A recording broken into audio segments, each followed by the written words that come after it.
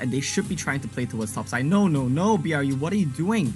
You should be trying to emphasize the Riven Renekton matchup. Don't let Tarnex have a free lane where he can scale up for free. This is the game. You play TF, but they're not trying to do... I don't know, man. I mean, it's still a little bit early to say. I could still see TF coming on the last pick. It could also be the case where they just want to try and go for... Yeah, because they already have the Zig, so it might be... so it's going to be a little bit too difficult for that. They now have to draft a really powerful bot lane because Varus Galio will smash the bot side. If it's Kai'Sa, super short range. No, this is not it. There's no way that the Nami is going to be enough to hold him up. I don't think the healing is going to be enough. The problem right now with BRU's team composition is the only way for them to accelerate this Renekton and to punish the Riven in this, which is what should be a one-sided matchup, is Xin gangs or Ziggs bombs. Both of which Riven is not particularly scared of. And the problem is right now, what is Ziggs afraid of, right, in team fights? He's afraid of displacement. And Divine have double displacement in Lee Sin Kick and Graga's ultimate. So he needs to be so afraid in this game, and I just don't like it. I think BRU's draft is really hard countered by what Divine has, and I think maybe they're afraid to run back the TF as well as the Jarvan combo, but this would have been the game to do it. Talk me through some of those counter picks, because we look at the Ziggs obviously being this strength, and you know, the Varus is going to be sort of the exchange between the two of these ranged champions. But you know, the Renekton, the Xin Zhao, they thrive with an Enchanter. Lulu may be, you know, top of the table for that one, but the Nami, are we happy with that as a sort of equalizer in some form or fashion? Do you think, Omo? It should be some sort of equalizer. It should make the lane a little bit more bearable, but at level 5, Hope 1 and Quay, they can't just get on top of your head with the Chains of Corruption. It's so easy to just kill either one of them. Yeah, no, I see what you're saying. And, well, we'll see what our casters have to say. The panel believe that Divine Esports have got the draft gap. This might be them going up 2-0. Take it away, guys. Well, Riku had a lot of things to say right before we went live. I think chief amongst them, Riku, was, what does a Fizz do that you're so scared of? As we get into game number 2, BURIRAM have banned out that Fizz twice, and it doesn't seem to be getting them better drafts. Yeah, exactly. We're thinking, okay, Fizz ban, maybe Arshini's going to go back to this Twisted Fate. But now it is going to be the Ziggs. It is going to be that big wave clear. It's going to be that if Coyote roams in the map, perhaps he can take a tower down, and he's always going to get this priority. So we'll see. I like this, though. You know, Coyote not going to be playing for the lane, for the scaling. He's going to be playing for the setups, for Len, as well as for the rest of the team. So I really like this different iteration coming from Divine Esports. And I'm not so sure about the BURIRAM United draft. They do get Noelle the Renekton. That's a win. That's a dub, as we say here. No! But down bottom, they give up first blood. It's going to be supporter down, and Kinemon surely quick to follow, having to burn Flash and Honeyfruit to stay alive, as I believe the problems of their bottom lane have been well and truly exposed. Yeah, the Kai'Sa versus Varus lane is, you know, Varus is definitely going to win that because you just basically outrange, you just basically poke it out. Supporter is going to have a hard time with the sustain over there, and that's exactly what happened. You know, level 3 Quay on the Galio is just going to hard CC you to death, and that's exactly what happened. You poke them out, ready for the engage, finish the kill. And there's nobody on BURIRAM that can really threaten that Varus. That's what I'm looking for whenever I see a Varus, is I flip and I look at, okay, what do BURIRAM have that can access that backline? The answer is Xin Zhao, maybe. Renekton, maybe. Both of whom need to go through Leo, Riven, Argus in order to get access. Yeah, that's the thing, right? You will have to go through Tanex, who has that big AoE stun. You have to get through Coyote, who has that explosive cast for disengage. Quay with a big taunt. So it's going to be a little bit difficult. So BURIRAM are going to opt for this scaling mid, bot, and towards the bottom lane as well.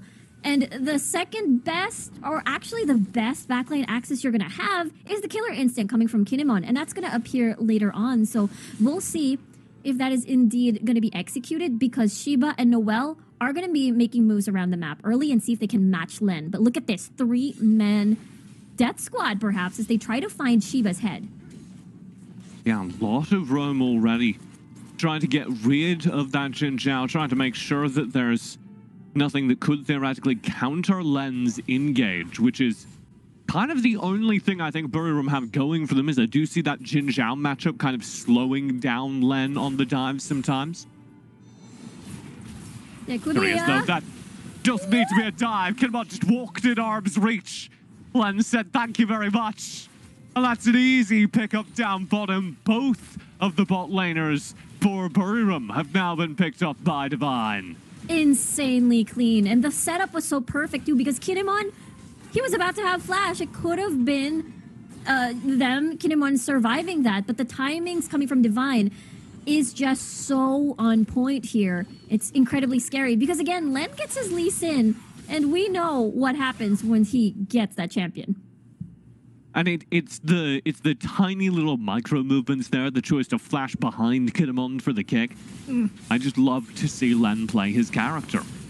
Now up top, Noelle is dueling Tarnex, and they'll be joined by Quay and Len on the roam up. Noelle running for his life, and Len has the cutoff. Shiba though, 2 low HP characters opposing him. Mega Inferno Bomb missed. Tarnex finds the kill. He's ignited, but he manages his shielding perfectly. He'll live, Riku.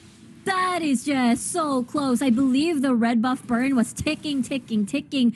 But the honey fruit and the shield was just there enough for them to survive the little bit of the 1v1 before Len is able to join the fight. Now Rift Herald's being started. Supporter very advanced onto this. Tidal wave out. Slain somehow in the midst of all that by Len. That was a huge takeaway, and Len will get a kill as well, managing to shut down Noelle. Supporter's already gone. Shiba dives the front lines again, focusing down Tarnex, and this time getting the kill, but it's 1 for 1, and that means 1 for 3 in the overall trading. Divine dominating again. Exactly. It's this big domino effect that Shiba and Noelle wanted to prioritize at top side, see if they can eliminate 10x before Rift Herald spawns, before the Mountain Drake spawns. And look what happened. Len was there, the rotation coming from Quay to top side. They saw this coming, and they get the reward of a Rift Herald, and even possibly a double whammy of even getting the Mountain Drake. I do not know how Len got that Rift Herald. Yeah. Genuinely. He didn't have Smite up. He had spent Smite earlier. It was shipped down very low. That was one of the wildest pickups I've ever seen. Yeah, what was that, 16 HP? Yeah, because he had to burn the Smite just to stay alive. There's another steal attempt. Len, of course, wins it again. The man doesn't miss. Quay will finally fall at the front of that, but Len has again picked up the Drake and again walked away with it. He is playing perfect Wild Rift right now. He's on top of his game. He is feeling it. He is on fire. And right now, look at him. He's just everywhere. He is coming. Here he comes. Oh, 3-man knockup with the kick. Len, 1 HP. Supporter chasing through the turret. He's dead. Len, you mash man. What is this? That is insane. You can feel that Supporter knew that he's just 1 auto attack away. Nami, I've got movement speed. I just really need to get that 1 hit. In the end, Len still survives. That has gotta hurt. He had flash. Supporter had flash. Oh no. That hurts even more, TJ. But he was like, I don't need to flash this. I just need to land 1 auto attack. Tarnex with the cancel to outplay Noelle here. That was beautiful. Noelle has the speed behind his turret, half HP, as Quay and Tarnex start shoving him through the top lane. This could be another kill. Len, hello? Don't do it. Len's got more. 5-0-4 at 6 minutes into game. Tidal wave will catch up Tarnex here. He'll dance away through the bush and finally go down. Len slides over the wall, still yet to die. The thing about, again, the BURIRAM composition, okay, yes, on paper, scaling, yes, Divine Esports can have the fun of their lives. I mean, yes, before waiting for Kinemon and Archini to scale up. But the thing is, they're going to lack important CCs, the reliable lockdowns, because we see Riven, Len, very, very mobile. Yeah, it's over. Yeah, I don't know. Kinemon's just dead. There's nothing we can do about that. Yeah. Exactly. So Supporter, I feel like there's a ton of pressure to Supporter to land the bubble, to land the punish. Because what else is there? You got Noelle for the stun and the bubble. And that's kind of basically it. And the cooldowns are going to be insanely low. Just going to keep dashing, going to keep shielding.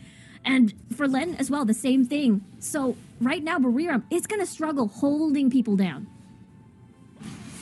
It's so difficult for BURIRAM to stop the engage. And I think that's probably part of why we're seeing Len just really thrive here. Up 1 rotates up, starting to do damage now, scaring Shiba away from the top turret. The rest of Divine down here at the bottom side. Len, Coyote, and Quay. The bubble lands, and exactly what you were talking about happens, Riku. That's a surefire kill. It's going to be more. Kinemon, with the kill, can scare away Quay, who is trying to slow down the play. BURIRAM demonstrate their composition. Yeah, it felt like Divine had 2 different targets here on that fight, as Len wanted to get Archini's life, but, you know, good thing he had the satchel to create some distance. Coyote was caught out there, basically very close to melee range on that tower, therefore an easy bubble.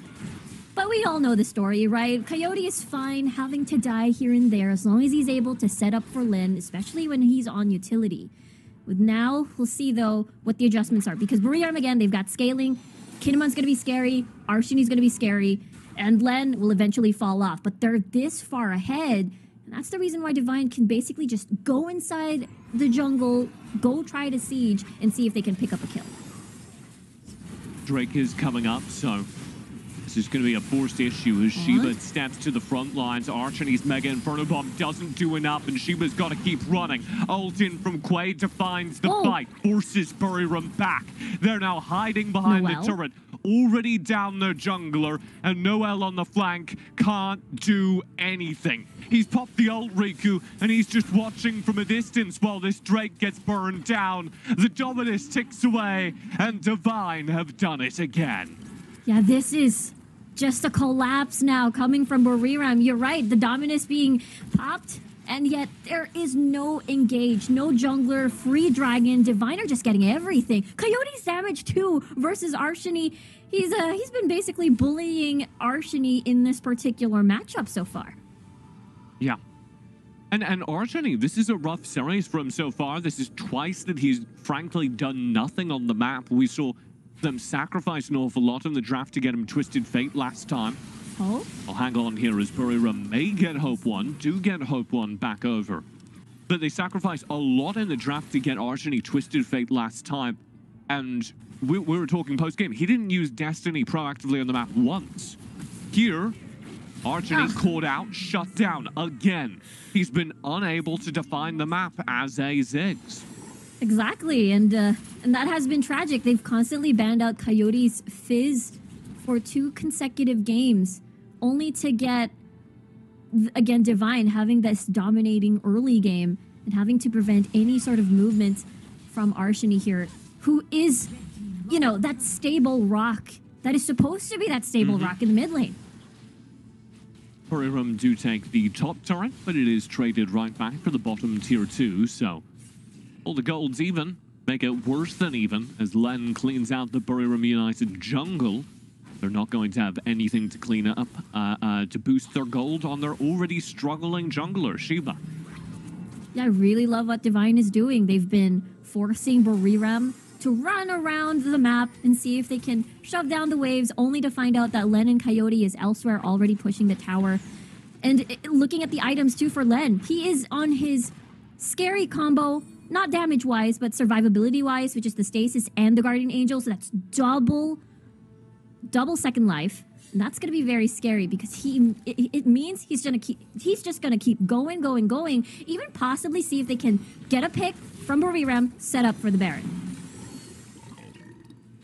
Coyote around the edge. Baron is here, and as you say, BURIRAM are trying to contest, but if they step up too far here and Divine start a fight, they don't win it. Exactly. And that is why BURIRAM is hoping that Divine starts the Baron, and then they'll funnel Arshini. Oh dear, if Shiba gets caught out here, it's massive. Shiba spends the ult. Oh no, he's caught by the Shade of Corruption. And Coyote on the flank is knocked away by the explosive cask and cleaned up by Tonex. Wonderful stuff from Divine. And they've got 2 kills. Supporter and Shiba both gone. Onto the Baron. Noel has the Dominus yet again. but he can't do anything with it. He sees the party happening, but he's not invited, Riku. Over the wall now. The Baron being burned down. Noel on the long flank, looking for an angle, pushed away.